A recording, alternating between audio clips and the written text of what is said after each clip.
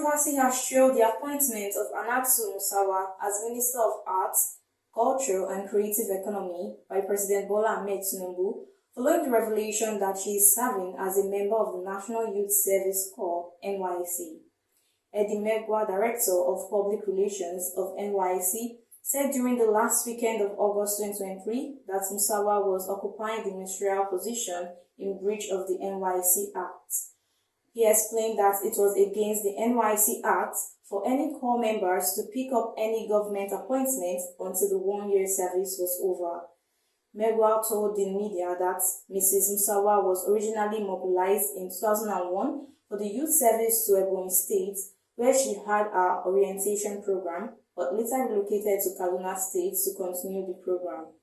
He said it was when she got to Kaduna that she absconded and didn't complete the program, adding that NYSC would look into the issue and take action where necessary.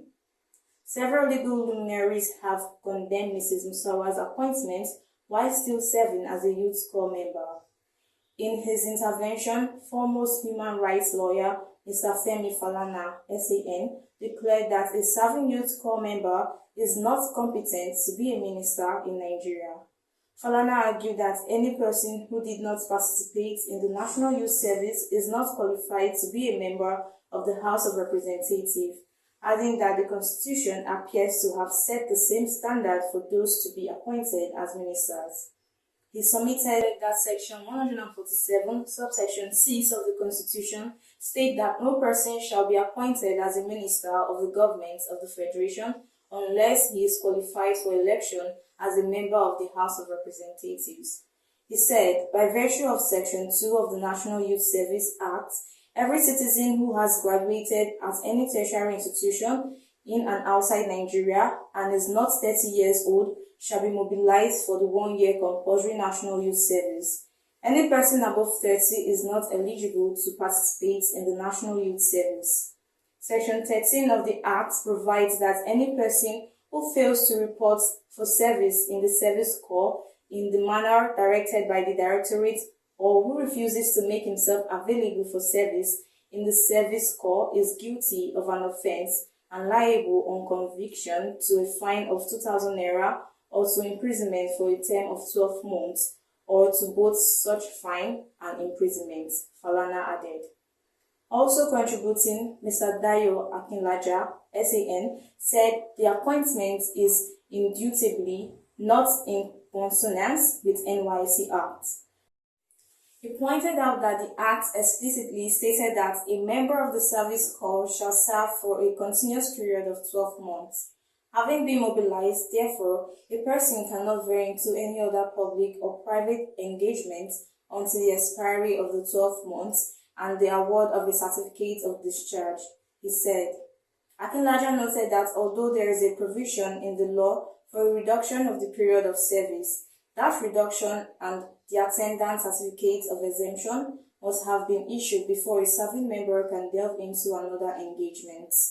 In addition, he emphasized that there are statutory procedures for the reduction of the period of service, which have apparently not been complied with in the case of the subject. The fact that the Directorate of the NYSC has acknowledged that she is a serving member of the Corps doubtless attests to the fact that her service period has not ended by way of official reduction. All said, the appointment is inappropriate and must be brought to an end with promptitude to stave off more serious embarrassment for the government, he advised.